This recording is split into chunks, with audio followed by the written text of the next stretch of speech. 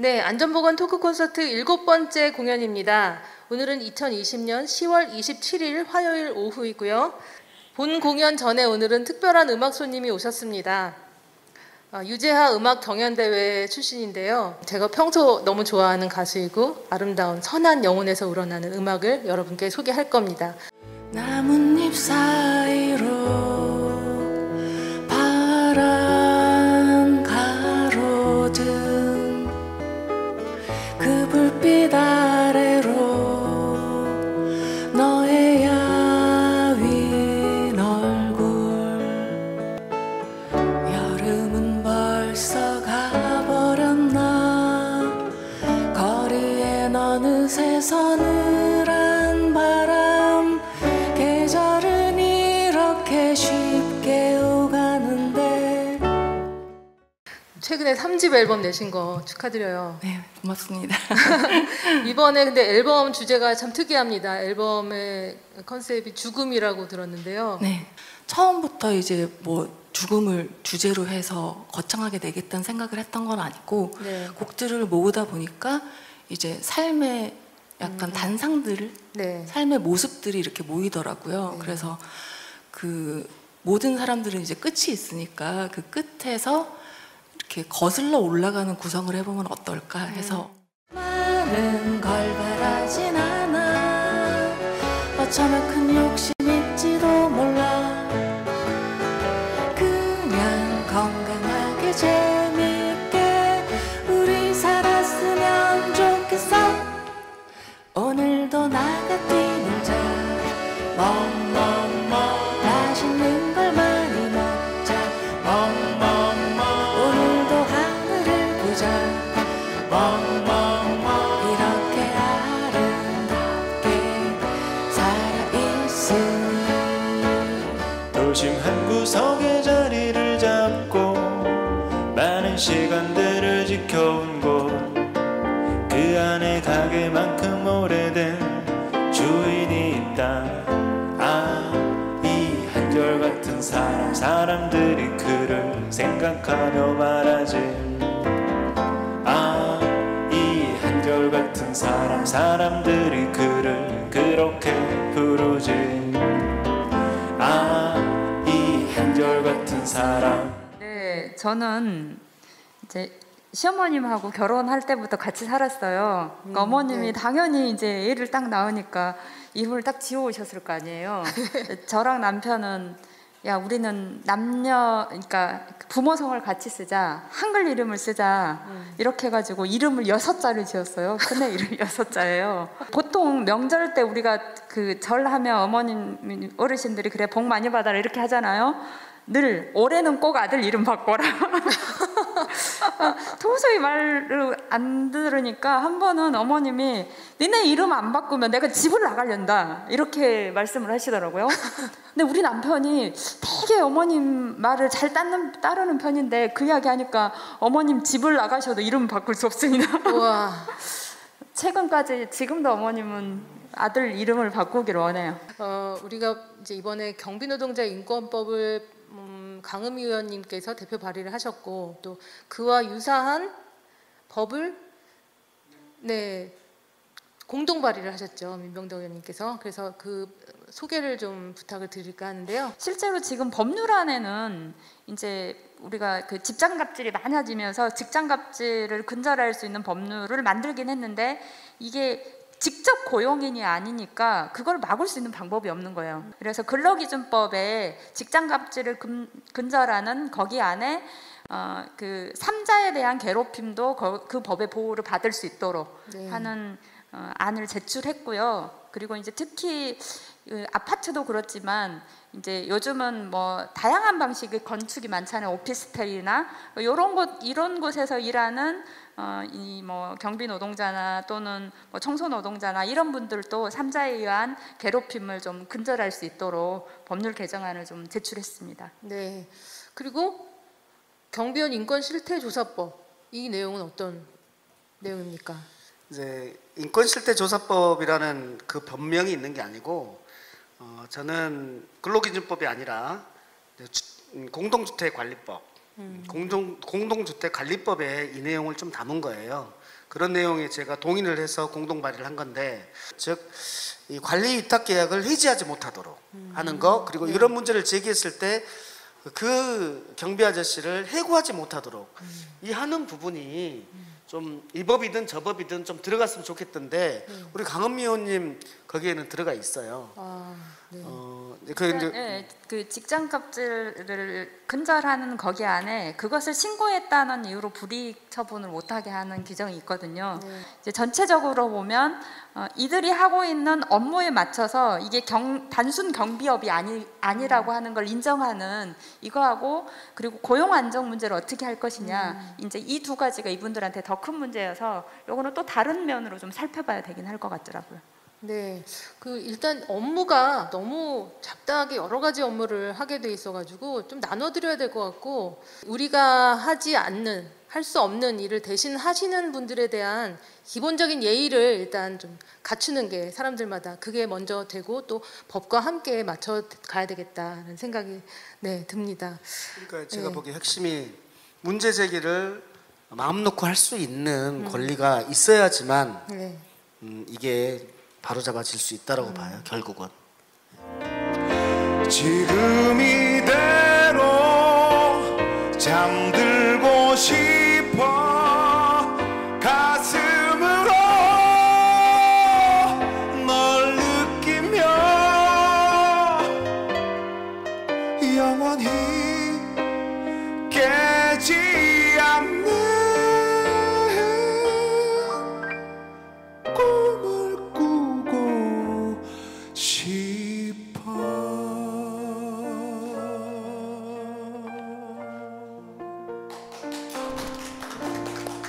감사합니다. 중대재해기업처벌법에 대해서 얘기를 할 텐데요.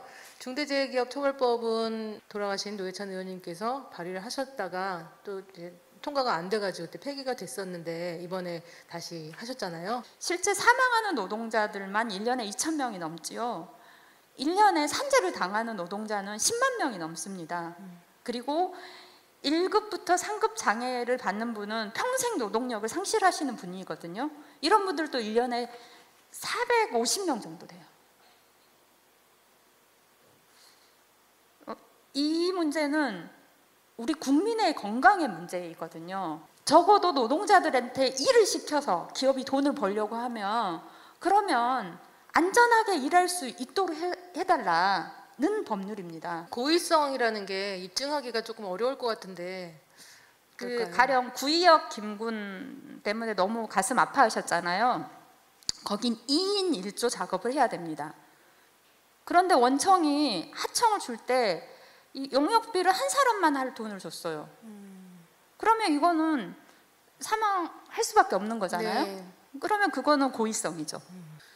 저희 미필적 고의에 의한 살인이라는 게 있거든요. 네. 고의의 가장 약한 단계가 미필적 고의고, 그 다음에 고의가 없었을 때, 실수로 나왔을 때가 이제 과실인 건데, 이 경계선이 굉장히 애매해요. 그래서 우리가 법을 정할 때 이 내심의 태도를 가지고 어떻게 정할 수가 없기 때문에 안전 조치들을 명확하게 해주고, 즉 형벌 구속 요건을 명확하게 해주고, 그리고 그걸 지키지 않았을 때에는 고의 과실을 따지지 않고 이거에 책임을 지게 하는 이런 방식으로 해야지 첫 번째는 이게 지켜질 것이고, 그래서 경영자를 책임에 두는 것은 이 법에서 매우 중요한 부분이라고 생각을 하고요. 기업이 고의 또는 중과실이 있는 것에 대해서는 전년도 매출의 10분의 1을 물게 하는, 그래서 이 기업 범죄에 대해서는 더 강하게 처벌하자.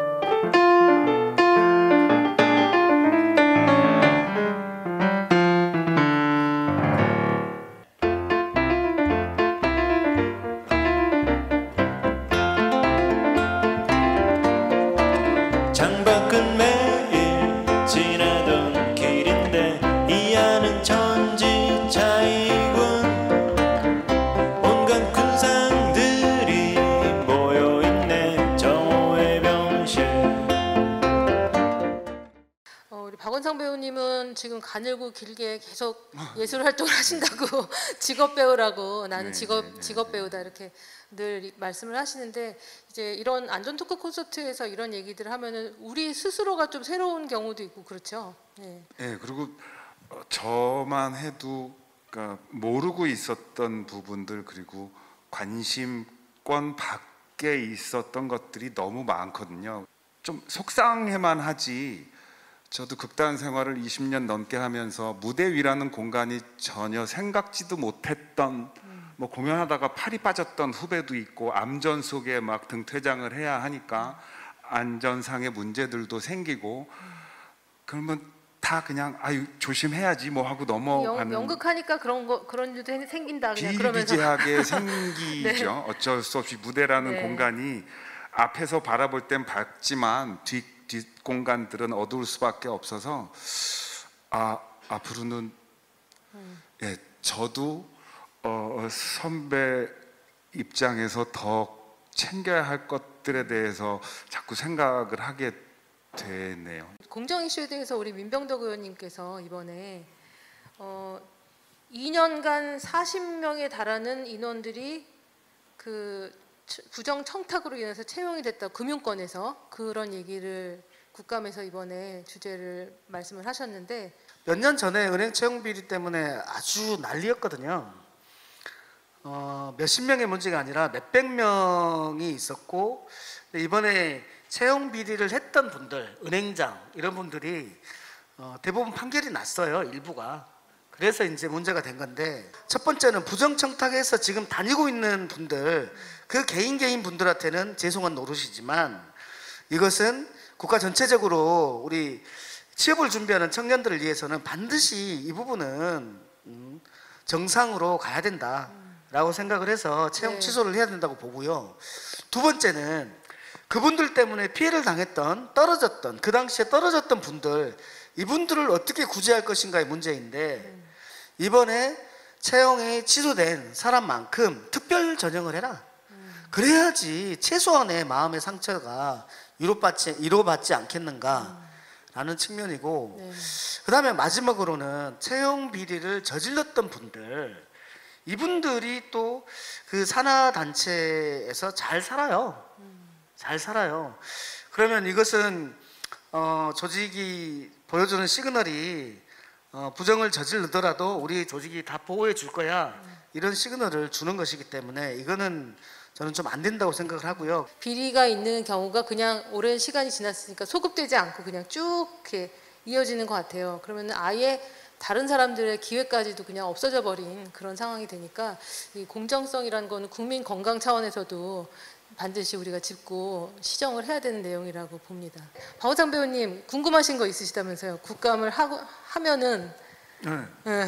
그래서 뭔가 문제점들이 발견이 돼서 거기서 지적된 것들이 시정이 되는 것들이 어떻게 과정이 어떻게 되는지 확인이 어떻게 되고 일단 이제 국감 때 많은 의원들이 지적한 것들 중에서 이건 정말 시정이 필요하다고 하면 마지막에 이제 국감 결과 채택을 합니다. 결과 채택을 할 때 여기는 징계나 뭐 이런 게 필요해. 이거는 감사가 필요해. 뭐 이거는 시정. 그다음에 이거는 이런 방식으로 뭐 하면 좋겠어. 이런 그 조치들을 마지막에 다 또 채택을 해요. 그래서 1년 동안 이렇게 하라고 지시를 하고 실제로 그래서 국정감사가 되게 중요해요. 그러니까 다른 일방적으로도 이번에 그 제시한 것처럼 계속 그 행정의 문제들은 계속 문제 제기를 하거든요. 근데 그게 결과로 채택되진 않아요.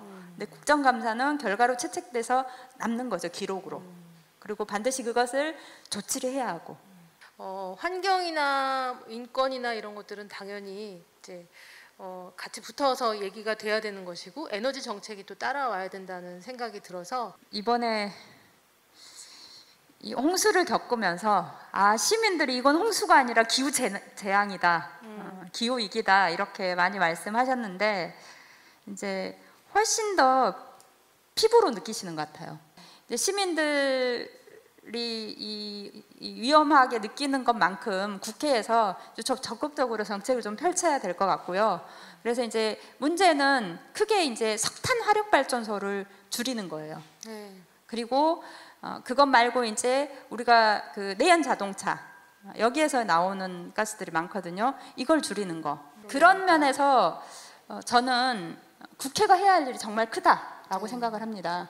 그래서 우리 옆에 있는 우리 민 의원님하고 열심히 해서 정말 지구가 좀 더 이 안전하게 생명들이 살 수 있는 곳으로 만들기 위해서 노력할 거고요.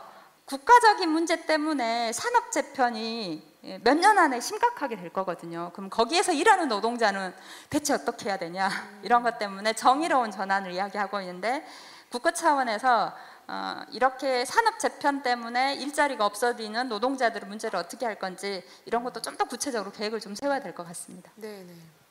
의원님은 어떠세요? 우리 아이들에게 30년 뒤의 모습을 어떤 것을 물려줄지를 생각을 해보면 굉장히 끔찍하다. 그것이 어떤 다른 사회환경, 불평등이 심화된 그런 나라일 수도 있지만은 정상적으로 우리가 살 수 없는 그런 자연환경일 때 어떨 것인지에 대해서 생각해 보면 끔찍합니다. 결국 우리가 그 박근혜 정부를 탄핵했을 때 정치권은 무서워서 말 못했거든요. 시민들이 나서서 그 힘을 만들어냈어요. 정말 평화롭게 만들어낸 것처럼 이 대한민국이 기후 악당 국가로 벗어나는데도 국회도 정말 열심히 하겠지만 시민들의 그 큰 힘으로 정부가 결단하게 만들어서 꼭 우리 아이들에게는 정말 나쁜 지구를 물려주지 않도록 했으면 좋겠습니다. 차가 다니기 힘들어야 되고 자전거가 다니기가 편해야 돼요. 그래서 그러니까 일반 도로에서는 가장 가차선은 저속 차량, 자전차 20km 이하로 다니는 이 자전거가 달릴 수 있게 하고 가운데 1차선은 차가 좀 밀리게 가야 돼요. 그리고 또 하나는 간선도로에서 자전거 하이웨이를 만들 수 있어요. 그게 기술적으로도 가능하고 금액적으로도 훨씬 쌉니다. 그리고 저라면 정말 상쾌하게 그렇게 갈 수 있을 것 같아요. 세종은 자전거 타고 다니고 걸어 다니기에 편하게 만들어졌어요. 그러니까 같은 거리를 가는데 자전거 타고 가는 시간하고 자가용을 타고 가는 시간이 비슷해요. 그러니까 가령 신호 체계도 그렇게 바꾸면 되거든요. 우리는 연동형이라고 해서 출근할 때 신호 한 번도 안 걸리고 이렇게 쭉 가잖아요. 차가. 그런데 그렇게 하면 걸어간 사람들은 신호등마다 걸려요. 도로도 그렇지만 신호 체계 자체도 걷는 사람, 자전거 타는 사람, 그 다음에 대중교통. 그래서 자가용 타고 가나 버스 타고 가나 자전거 타고 가나 비슷한 시간이 되면 그러면 시간 아끼느라고 자가용 타는 것들은 줄일 수 있거든요.